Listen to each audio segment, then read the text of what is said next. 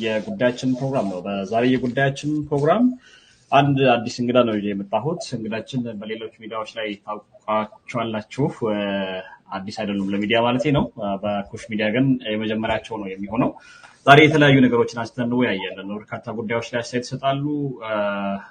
ጠንከር ያሉ ክርክሮችን ከተለያዩ ሰዎች ጋርም ያደርጋሉ። በተለይም በቲክቶክ አካባቢ በደንብ የሚታወቁ ሰው ናቸው። ከዛም ባሻገር በሚኒስትሪ ሚዲያዎች በመንግስታዊ ሚዲያዎችም ጭምር በተለያዩ ሚዲያዎች ላይ ቀርቦ ሀሳባቸውን ያጋራሉ። አቶ አያና ፈይሳ ናቸው የዛሬ እንግዳይ። አያና ለጊዜ ከልብ አመሰግናለሁ። እንኳን መጣህ። በጣም አመሰግናለሁ። አንተ ብትለኝ ደግሞ ደስ ይለኛል። አንተ ታው ጥሩ፣ ችግር የለም እሞክራለሁኝ እንደዛ ለማለት። እንግዲህ አያና በተለያዩ ጊዜያዎች ለመገናኘት ሞክሬ ነበር፣ ግን በተለያዩ ፕሮግራም መድረራቦች ሳንገናኝ ያለፍናቸው ጊዜያቶች ነበሩና ድጋሚ በመገናኘታችን በጣም ደስ ብሎኛል። የተለያዩ ነገሮችን እናነሳለን ዛሬ። በአጠቃላይ ግን እንደው ያንተን አቋም ለመረዳትና ለተመልካቾቻችንም አያና የት ጋር ነው ያለው የሚለውን ለማየት፣ አያና የብልጽግና ፓርቲ አባልና ወይ ደግሞ በዛ ውስጥ ያለ ድርሻ አለ? በርካታ ሰዎች በዛ መንገድ ስለሚረዳው ብዬ ነውና የብልጽግና ፓርቲ አባልና አንተ? አይደለም፣ የብልጽግና ፓርቲ አባል አይደለሁም። ደጋፊም ለመባል አልበቃም እንኳን አባል ለመባል።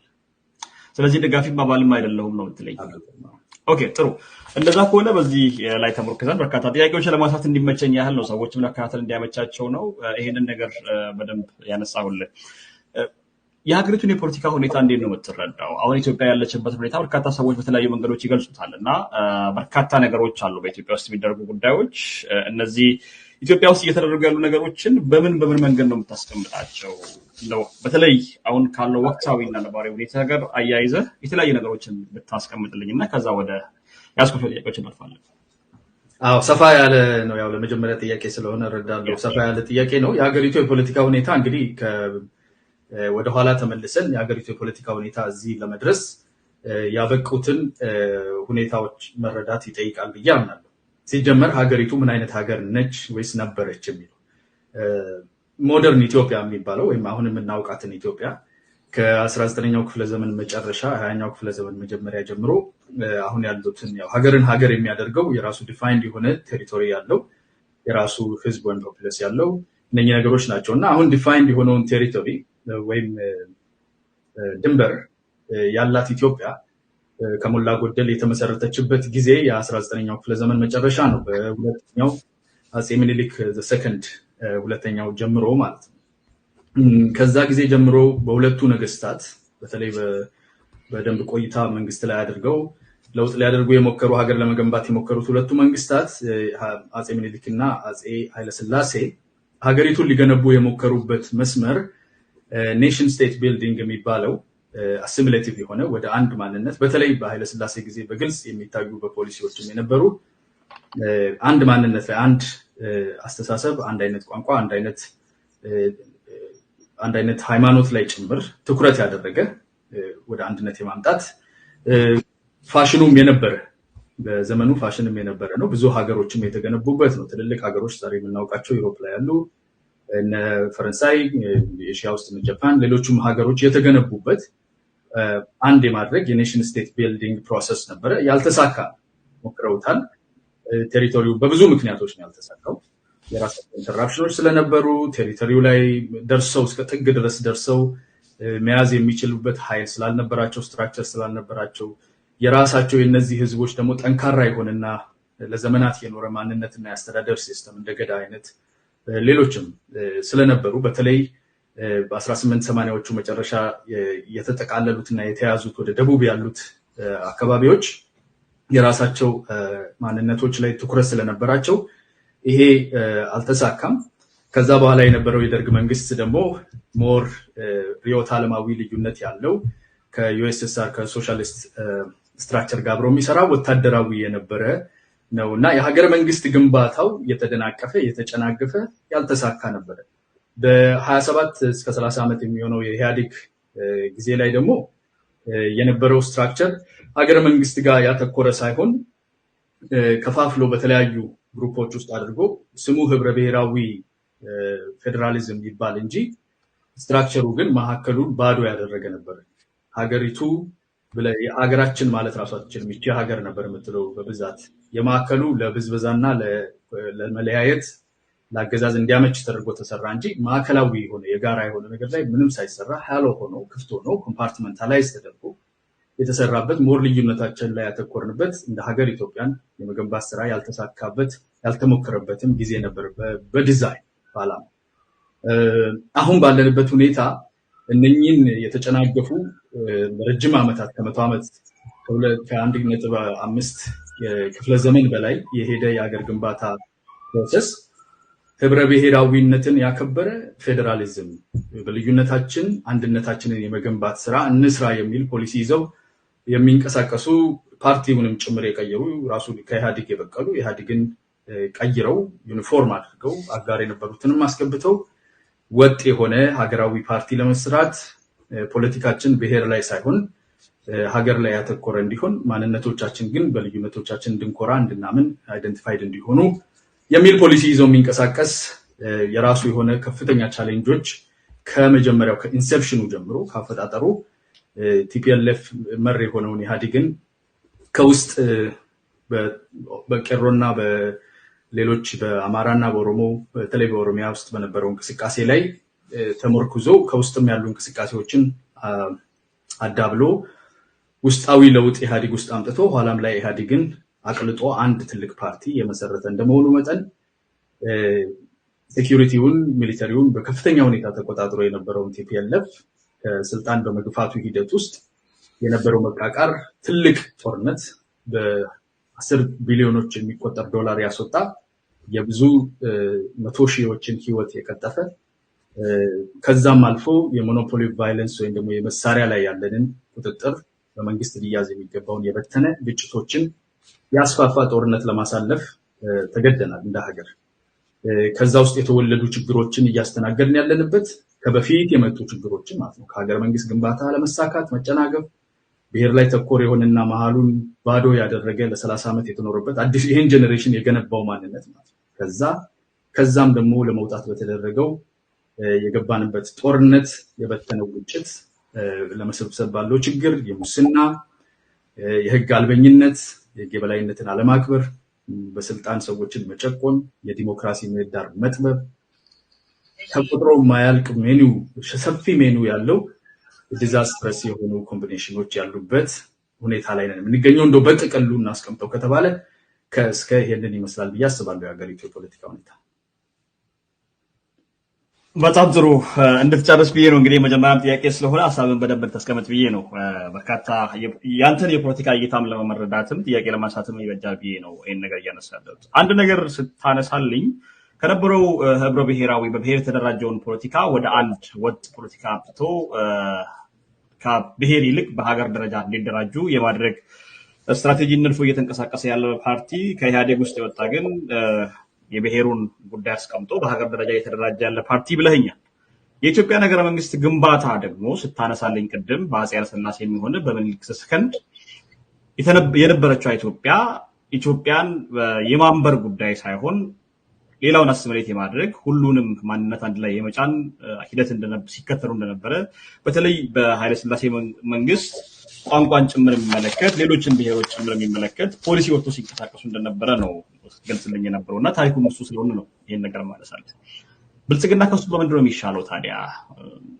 የነበረውን ህብረ ብሔራዊ ጉራማይሌነቱን ቀይሮ ሀገራዊ አንድነት ብቻ የሚለው ምልከታው ከአፄው ኃይለሥላሴ ስርዓት በምንድን ነው የሚለየው? ምንድን ነው እዛ ጋር? ጥሩ ጥያቄ፣ በጣም አሪፍ ጥያቄ ነው። የተበላሹ ግንኙነቶች የሚል በህገ መንግስቱ ላይ የምናየው አለ። በጣም ሰፊ የሆነና ላቦሬት ያልሆነ ነገር ነው። የተበላሹ ግንኙነቶች ተብለው የተቀመጡት ቅድም ያነሳውልህ ሀገር ስትገነባ እንዴት ነው የምትገነባው? ኔሽን ስቴት የምትገነባ ከሆነ አንድ ማንነት ለመፍጠር ነው የምትገነባው። በተለይ በኃይለሥላሴ ጊዜ በ40 ዓመት ውስጥ በሁለተኛው የጣሊያን ወረራ በተወሰነ ደረጃ ተጨናግፏል። ከዛ በኋላም በተነሳው በስቱደንት ሙቭመንት እሳቸውን በስልጣን እስከሚወርዱበት ጊዜ ድረስ ግን የራሱ መጓተት ቢኖረውም ግን ግልጽ በሆነ ሁኔታ በኃይለሥላሴ ጊዜ የነበረው እንቅስቃሴ ያንን ዩኒፋይ አድርገህ ማንነቶችን ወደ አንድ ማምጣት ሌሎቹን ያሳነሰ የሚሄድ የጋራ የሆነ ማንነት አማርኛ የምንናገር ኦርቶዶክሳዊ የሆን ሀገር አድርጎ ለመገንባት ግልጽ የሆነ ዲዛይን እንደነበረው ያስታውቃል። አንዳንድ ሰዎች ይሄን አያምኑም። ባለስልጣን እዛ ጋር ነበር፣ ኦሮሞ ሰውዬ እኮ ጀነራል ነበረ ምናምን ይሏል። ዳስ ናት ግሩፕ ራይትስ የሚባል ነገር አለ። ግሩፕን አይደንቲፋይ ስታደርገው በራሱ ማንነት በራሱ ቋንቋ ሰልፍ አድሚኒስትሬሽን አለው ወይ? በተለይ የነዚህ ህዝቦች ትግል በኋላ ላይ ተነስቶ ኢህአዴግን ያመጣው የህዝቦች ትግል ማንነት ላይ ቤዝ ያደረገ የሚባለው ትግል የተማሪዎቹም እንቅስቃሴ እነኚህን ማንነቶች ሬኮግናይዝ መደረግ አለባቸው፣ ሰልፍ አድሚኒስተር ማድረግ አለባቸው የሚለውን ይዞ ነው የመጣው። ልዩነቱ አሁን ኔሽን ስቴት ቢልድ እናደርግ የሚል ፖለቲካ አይደለም። ማልታይናሽናል ፌዴራሊዝምን ኪፕ እናደርጋለን። ፖለቲካንና አስተዳደርን ግን እንለያለን። አስተዳደር በማንነት ላይ ህገ መንግስቱ እንደሚለው የአስተዳደር ወሰኖች፣ ሰልፍ አድሚኒስትሬሽን፣ በራስ ቋንቋ መማር፣ መስራት እነኚህ የተከበሩ ናቸው። ማንነቶቻችንን እናከብራለን፣ አኮሞዴት እናደርጋለን፣ ቫልዩ እንሰጣለን። የስልጣን ሶርስም እንደሆኑ ይቀጥላሉ። ማለት በአካባቢው ላይ ያለው ሰው በራሱ አካባቢ ሰዎች በራሱ ባህል በራሱ ቋንቋ በሚመሩ ሰዎች ከሱ ግሩፕ ከሆኑ ሰዎች መምረጥ፣ በራሱ ቋንቋ መማር እንዳከበርን እንቀጥላለን። ማልታይናሽናል ጉራማይሌ ነን፣ የተለያየ ማንነቶች አሉ። ከልዩነታችን ይልቅ ግን አንድነታችን ላይ እናተኩራለን ነው። ግን ብልጽግና እንደዛ ይላል። አያና የብልጽግና ፖሊሲን በደንብ አንበበ ከሆነ ኢትዮጵያ ውስጥ አሁን ያለው ፓርቲ ብልጽግና የሚባለው የስራ ቋንቋዎቹም 5 ናቸው። ማንኛውም ሰው ከ5ቱ ቋንቋ አንዱን የሚናገር ከሆነ የትኛውም ቦታ ላይ ሄዶ ማስተዳደር እንደሚችል ነው ብልጽግና ያስቀምጠው። እና አንተውን እየነገርከኝ ያለው ምናልባት ያንተን ምልከታ ካልሆነ በቀር ብልጽግና እንደዛ አላለም እና አይጋጭም ወይ ነው?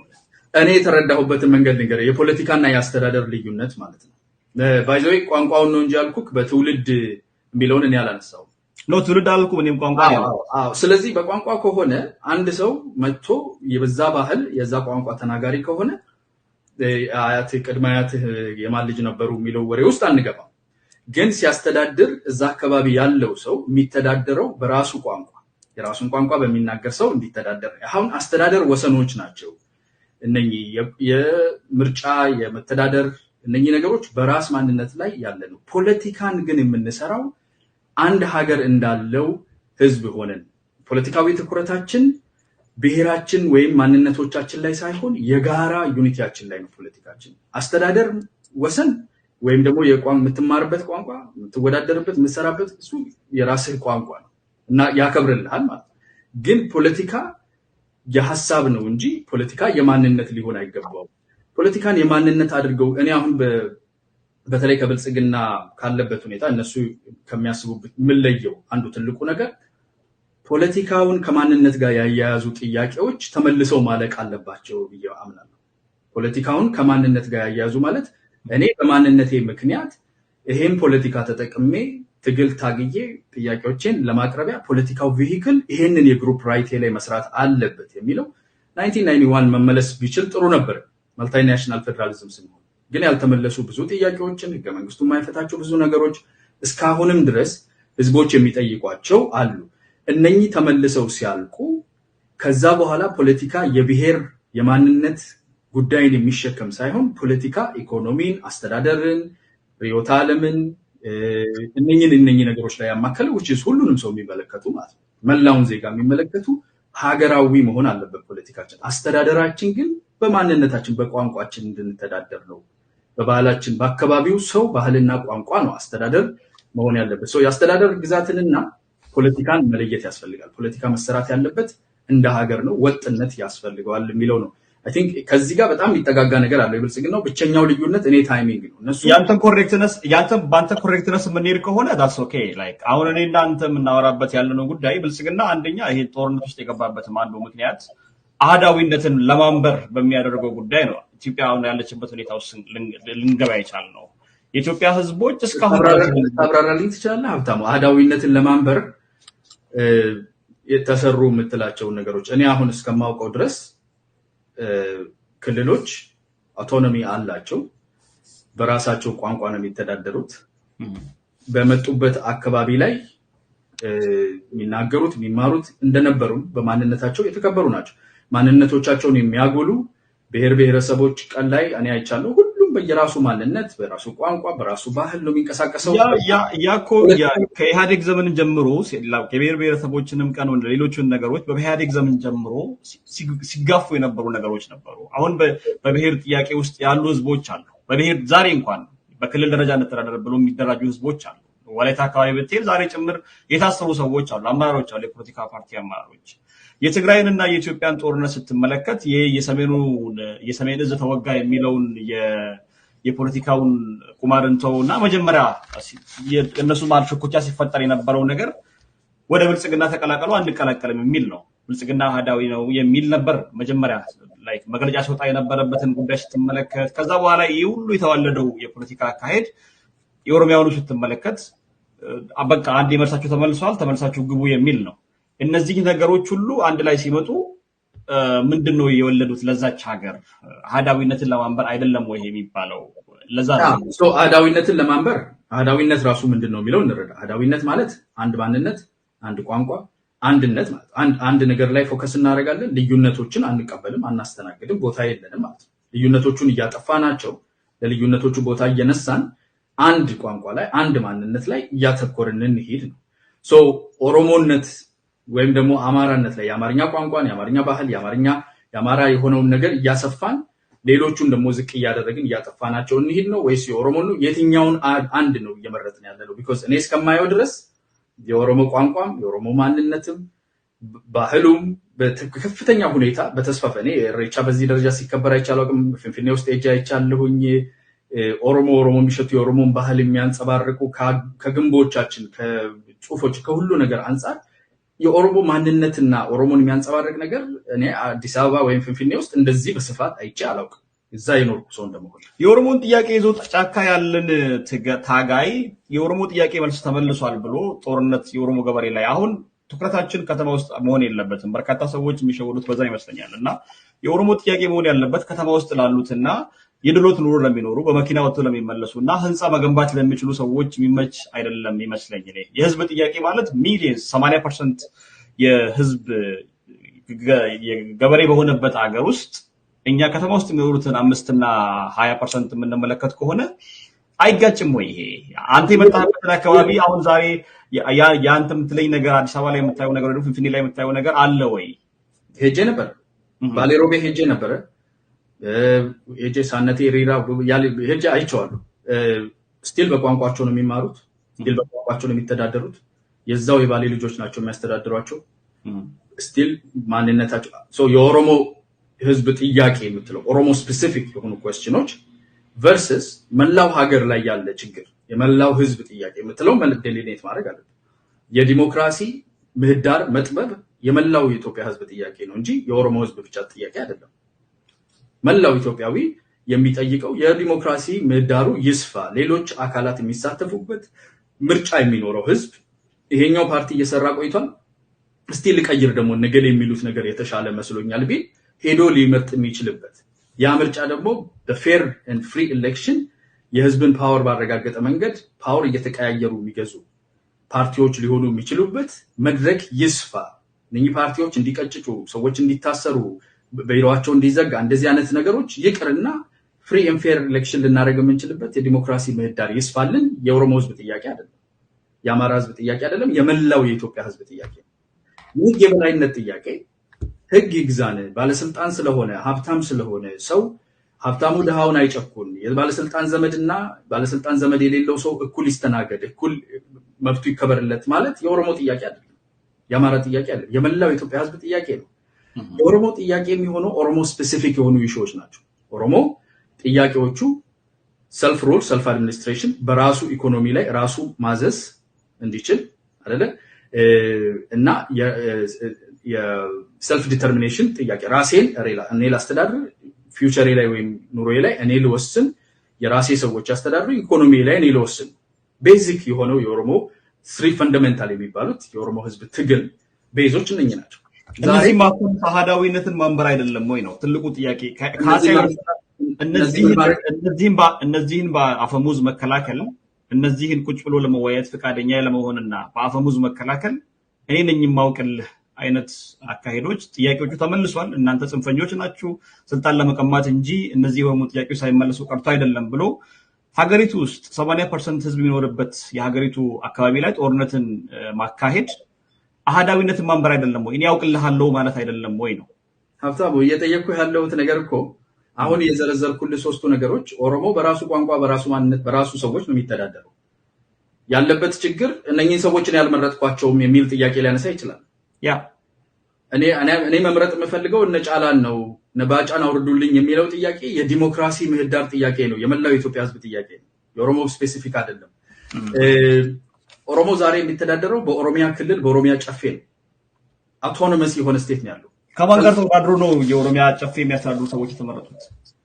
ከማን ጋር ተወዳድሮ ነው? ከሌላ ኦሮሞ ጋር ተወዳድሮ ወይም ደግሞ ከሌላ ኦሮሞ ጋር ሳይወዳደሩ at the end of the day እንደ ኦሮሞ የሌላ ማንነት ተጽዕኖ ስር አይደሉም ነው አሁን ላይ ያለውት። እኔ አያና በደንብ ግልጽ እንዲሆንልን ይኸውልህ፣ አንተ ህግንም ተምረሃል፣ የሀገሪቱን ቢያንስ ያለውን ነገር በደንብ ታውቃለህ እያልኩ ያለውት ግልጽና ግልጽ ነው። ኦሮሞያን እያስተዳደሩ ያሉ ሰዎች እነ ጫላ ናቸው፣ እነ መገርሳ ይምሩን የሚሉ ሰዎች ናቸው ጦርነት እያካሄዱ ያሉት። ያ ደግሞ የዲሞክራሲ ምህዳር ጥያቄ ነው እያልከኛለሁ። ከማን ጋር ተወዳደሩ ነው የኔ ጥያቄ ደግሞ። አሁን እነ ጫላም ሆነ እነ መገርሳ ስልጣን ላይ ያሉ ሰዎች ከነማን ጋር ተወዳደሩ? ሌሎቹን አርስረው ራሳቸው አይደለም ወይ በባዶ ሜዳ ጋልቦ እዛ ጋር የተቀመጡት? ጥያቄው ይሄ ነው። ይሄ ጥያቄ የዲሞክራሲ ምህዳር ጥያቄ ነው። ይሄማ የመብት ጥያቄ ነው። ከዲሞክራሲ ጋር ከዲሞክራሲም ያለፈ ዲሞክራሲ ማለት የነበረ ነገር አለ፣ ግን ህጋዊ የሆነ ነገር፣ ህጋዊ ሀብት ክፍፍል፣ ህጋዊ መልካም አስተዳደር ነገሮች ይኑሩ የሚል ነገር ነው። ይሄ ጭራሽ የአንተን መብት ገፍቶ ጭራሽ አንተ ባልመረጥከው ሰው መተዳደር ማለት ግዴታ ሰዎችን ይዞ አንተ ላይ ማስቀመጥ ይመስለኛል። እንዴት ነው የምትረዳው? እሱን እኮ ነው የምልህ። የዲሞክራሲ ምህዳር ጥያቄ ነው። ምህዳሩ ምንድን ነው? ምህዳሩ ምርጫ ነው። ፍሪ ኤንድ ፌር ኤሌክሽን፣ ነፃና ፍትሃዊ የሆነ ምርጫ ይደረግ። ጫላም ይምጣ መገርሳም ይምጣ፣ እኔ መገርሳን ከወደድኩ ጫላ ጩቤ ስለጨበጠ መገርሳን አያባርሩ። ስለዚህ የህግ የበላይነት ይኑር፣ የዲሞክራሲ ምህዳር ይስፋ። ይሄ ኦሮሞ ስፔሲፊክ ነው ወይ? this designated to the ኦሮሞ ኖ። ይሄ የመላው የኢትዮጵያ ህዝብ ጥያቄ ነው። ኦሮሚያ ላይ የፍሪ ኤንድ ፌር ኤሌክሽን የህግ የበላይነትና የዲሞክራሲ ምህዳር ጠቦ አማራ ክልል ላይ የሰፋ የዲሞክራሲ ምህዳር የለም። የዲሞክራሲ ምህዳር ከጥግ እስከ ጥግ ጠባብ ነው። ተስማምተናል። ቼክ። የህግ የበላይነት ችግር መላ ሀገሪቱ ላይ ያለ ቼክ። ኦሮሞ ላይ የምታጠባው ነገር አይደለም። የኦሮሞ ጥያቄ ኦሮሞ ስፔሲፊክ የሆነ ነው። ኦሮሞ በቋንቋው ይተዳደር፣ ኦሮምኛ በሚባል አፋን ኦሮሞ በሚባል ኦሮሞ ከራሱ በተወለዱ ሰዎች ይተዳደር፣ ቼክ። አይ በራሱ ሰዎች እየተዳደረ ያለው ግን የዲሞክራሲ ምህዳሩን አጥብበው የህግ የበላይነት ሳያከብሩ ነው እያስተዳደሩት ያሉት እነ ጫላ ስትል፣ እነ ጫላ ግን ኦሮሞ ናቸው አይደል? አዎ። ስለዚህ ጥያቄ የኦሮሞ ሳይሆን ጥያቄ የመላ ኢትዮጵያ ህዝብ ያለበት የዲሞክራሲ ምህዳር ማስፋት ነው። ጥሩ፣ እንግዲህ የልዩነቶቻችንን በዛው እናቻችልና ወደ ጥያቄዎች እንለፍ። እንግዲህ ሌሎች ሰዎች በሚረዱበት መንገድ ይረዳሉ። ፍርዱን ለህዝብ እንተዋለን ማለት ነው። ቀጣይ ጥያቄ የሚሆነው ሰሞኑን እየተደረገ ያለውን የጤና ባለሙያዎችን ጥያቄ እንዴት ነው የምትመለከተው? አንዳንድ ኮሜንቶችን በተለያዩ መንገዶች ለማየት ሞክሬያለሁ። ተቆራርጦ የወጡ ከሰዎች ጋር ስትከራከር። ኖርማሊ ቲክቶክ ብዙ ተጠቃሚ አይደለሁም። አለኝ ፌስቡክ የቲክቶክ ገጽ ግን ብዙም ሰዓት የለኝም እዛ እና አይቻለሁ እዛ አንተ ስታደርግ የነበረውን ውይይትና ክርክሮችን። ያንተ ምልከታ ምንድን ነው? እስኪ እኔ ለመረዳት ያህል ጥያቄያቸው እንዴት ብታየው? ጥያቄያቸው አንደኛ ሲጀምር ትክክለኛ ጥያቄ ነው። ይሄኛውን መጀመሪያ ያፍቱ ገደት በደንብ ማስተክ ብዙ ሰው የሚምታታበት ጥያቄው ራሱ ይገባል አይገባም ነው። ጥያቄያቸው ትክክለኛ ነው። ጥያቄያቸው የነሱ ብቻ ነው አይደለም። ጥያቄያቸው በጣም ሰፊ የሆነ በተለይ በደሞዝ የሚኖር ህዝብ፣ ተቀጥሮ የሚኖር ህዝብ፣ ከተማ አካባቢ የሚኖር ለመንግስት የሚሰራ የመላው በብዛት ከ2.5 ሚሊዮን የሚበልጥ ሰፊ የሀገሪቱ ቴክኖክራቶች ሰርተው የሚኖሩ ሰዎች፣ በሙያቸው የሚኖሩ ሰዎች ከፍተኛ ኢምባላንስ አላቸው። ከዓለም አቀፉ ስናወዳደረው፣ ከአፍሪካ ስናወዳደረው፣ ከሀገሪቱ ላይ ካለ የገንዘብ የኢኮኖሚ ፍሰት አንጻር ስናመዛዝነው ኢንፍሌሽንን ያላማከለ ገበያ ላይ ያለውን የነገሮችን ዋጋ፣ የቤት ኪራይን ዋጋ፣ ነገሮች ለመመገብ ለመውጣት ለመግባት የማያስችል ደሞዛቸው በጣም ትንሽ ነው፣ በጣም ዝቅተኛ ነው። መስተካከል ያለበት ነገር ነው። ይሄኛውን መጀመሪያ አንደርስታንድ ማድረግ መቻል አለብን። ይሄንን አንደርስታንድ ሳናደርግ የምናደርገው ኮንቨርሴሽን ቢኮዝ ከዛ ወደ ፖለቲካሉ ነገር ስንገባ ኢንሴንሲቲቭ እንሆናለን። ገብቷል። እኔ በ10,000 ብር ኑር ብትለኝ እችላለሁ። እንግዲህ በፈጣሪ እርዳታ እየኖሩ ነው፣ ግን ከባድ ነው። እነኚህ ደግሞ የሚሰሩ ሰዎች ናቸው፣ ፕሮዳክቲቭ ሰዎች ናቸው። በጣም በእውቀት ደረጃቸውም ከፍተኛ የሚባለው የሀገሪቱን እውቀት የያዙ ሰዎች ናቸው፣ ህይወት የሚያድኑ ሰዎች ናቸው። ሰው ኮምፐንሴት መደረግ አለባቸው። ኑሯቸው መመጣጠን አለበት፣ መስተካከል አለበት። የተሻለ የሳውዝ አፍሪካ ዶክተሮች ኑሮ ሊኖሩ አይችሉም፣ እነሱም ያውቁታል። ይሄ ገሃድ ነው። ግን አትሊስት ሀገሪቱ ላይ ባለው ደረጃ በሀገር ሀብት በሚፈቅደው ሀገሪቱ ላይ ያለው ሁኔታ በሚፈቅድበት ደረጃ ለመውጣት ለመግባት ለመኖር የሚጨነቁ ሊሆኑ አይገባቸውም። ከመጠን በላይ ተደራራቢ ስራ ሰርተው ኑሮን ለመሸፈን ሲሉ በሽተኛን ጉዳት ውስጥ የሚከት ፕራክቲስ መኖር የለበትም። ይሄ መስተካከል አለበት። ይሄ ደግሞ የነሱ ብቻ ሳይሆን የመምህራንም፣ የፖሊሶችም፣ የወታደሮችም መላው በደሞዝ የሚኖር ሰው እንዳለ ኢትዮጵያ ውስጥ በጣም ከባድ ችግር አለበት። ኢኮኖሚው ጋር አይመጣጠንም ማለት ነው። ይሄንን ማስተካከል የሚችለው ስቴክሆልደሮቹ እነማን ናቸው የሚለው ራሱን የቻለ ነገር አለ። ስቴክሆልደሮቹ አንደኛ ከፋያቸው ማለት ነው። እነዚህ በብዛት በተለይ ከመንግስት ጋር የሚሰሩ ናቸው። ከፌደራል መንግስት ደሞዝ ካዝና የሚቀበሉ ሰዎች ናቸው ብዙዎቹ። አሁን የጠቀስኩት መምህራንም ወታደርም ብዙዎቹ ማለት ነው።